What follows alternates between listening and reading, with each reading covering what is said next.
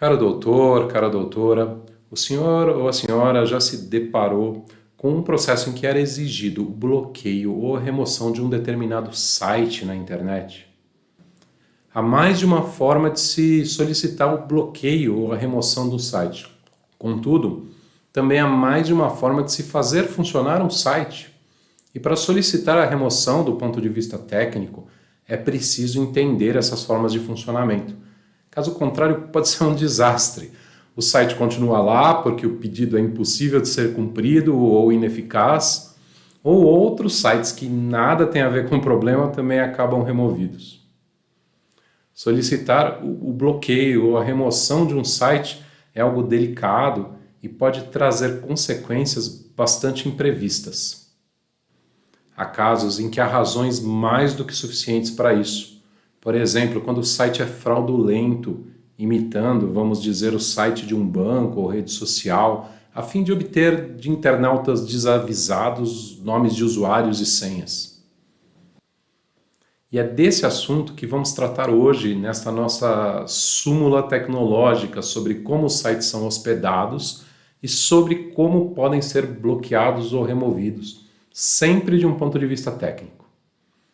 Eu sou Antônio Marcos Moreiras, engenheiro, especialista em computação e internet, e esse daqui é o canal Digital no Direito, um canal que fala de tecnologia para os profissionais de direito.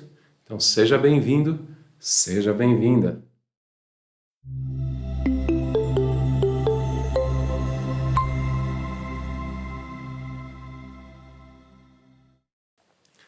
Um site na internet nada mais é do que um conjunto de informações que são acessadas remotamente.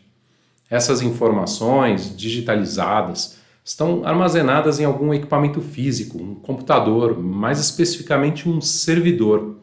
Ele está presente fisicamente em algum data center conectado à internet. Esse servidor é identificado de forma única nessa conexão à internet por um endereço numérico que chamamos de endereço IP. E também pode ser acessado pelo nome do site, que nós chamamos tecnicamente de nome de domínio. Esses nomes de domínio, na prática, são convertidos para os endereços IP, e isso é o que serve, que é usado na comunicação entre os computadores. E esse é o caso mais básico e mais didático, e a gente pode identificar nele três componentes principais. Primeiro, a infraestrutura onde o site está hospedado, ou seja, o servidor, normalmente fornecido por uma empresa especializada em hospedagem de sites. Segundo, o endereço IP que identifica na internet esse servidor e que está intimamente relacionado à própria conexão à internet dele. E terceiro, o nome do site, ou seja, o nome de domínio.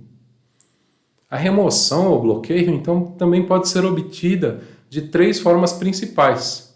Primeira, a gente solicita à empresa que hospeda o site que o desative completamente. Segunda, a gente solicita ao provedor que fornece a conexão à internet para essa empresa que bloqueie os dados para o IP que identifica o site. Terceira, a gente solicita para a entidade, a empresa que gerencia os nomes de domínio, que bloqueia ou remova o nome correspondente ao site. Vamos imaginar uma analogia. Imagine que eu tenho um livro dentro de um armazém. Há uma porta pela qual eu posso acessar esse armazém e ter acesso ao livro, e um outdoor com o nome do livro e o endereço do armazém. O livro é o site, o armazém, o servidor.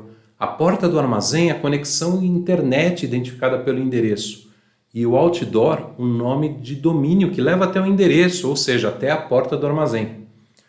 Eu posso pedir ao dono do armazém para recolher o livro, posso pedir para o responsável pela porta de entrada para que a feche e posso pedir para quem cuida do outdoor para retirá-lo do lugar onde ele está exposto. Parece simples e sem erro, não é? E ainda com três opções, e posso pedir até as três coisas simultaneamente como garantia. Mas não é tão simples. Há muitas variações que podem ocorrer a partir desse caso mais básico. Sobre o provedor de hospedagem, por exemplo. A empresa de hospedagem pode estar no exterior, dificultando a solicitação, ou seja, na nossa analogia, o dono do armazém não fala nosso idioma e nem tem qualquer obrigação legal de nos escutar. O site também pode estar hospedado ao mesmo tempo em vários locais diferentes, ou seja, ele pode, usando diferentes técnicas, ser redundante, de forma que, se for removido de um local, continuará a funcionar a partir dos outros. Ou seja, podem haver cópias do livro em vários armazéns. Retirar uma cópia só não vai adiantar. O grande outdoor, que é visível lá a quilômetros de distância, tem quase que magicamente o endereço de todos os armazéns. Sobre o IP, ou conexão à internet. O IP pode ser utilizado por vários sites diferentes dentro de um mesmo servidor ou dentro de uma mesma empresa de hospedagem. Se o IP for bloqueado, outros sites também vão parar de funcionar. Nessa nossa analogia com o armazém, há vários livros dentro dele. Se pedirmos ao responsável pela porta que a feche, impediremos o acesso a todos os livros e não somente aquele livro que nos interessa. Pode também haver mais do que um endereço IP, mesmo para um só servidor. Por exemplo, quando a conexão redundante, ou seja, um mesmo armazém pode ter uma porta numa rua e outra porta na outra rua. Fechar uma só dessas portas não vai impedir o acesso. E sobre o nome de domínio? Ele pode estar registrado em uma empresa ou entidade do exterior, não no Brasil, ou seja, o outdoor está fora da nossa jurisdição e os responsáveis podem não ser tão colaborativos. Outra coisa que pode acontecer é que parte do nome de domínio pode ser usado em outros sites, de forma que, se bloquear o nome inteiro, outros sites também vão parar de funcionar. Na nossa analogia, o mesmo outdoor faz propaganda de muitos livros que podem não estar nem no mesmo armazém, mas se o outdoor for retirado, ninguém mais vai saber como chegar a nenhum dos livros. É importante então verificar onde o conteúdo está hospedado, se em um lugar só ou vários, qual é o IP ou IPs que levam a ele, se esse mesmo IP ou IPs levam ou não a outros sites também, qual o nome de domínio e se esse nome de domínio leva também a outros sites ou não. E além disso, é preciso identificar as empresas ou entidades responsáveis pela hospedagem, hospedagens, pela conexão ou conexões à internet e pelo nome de domínio.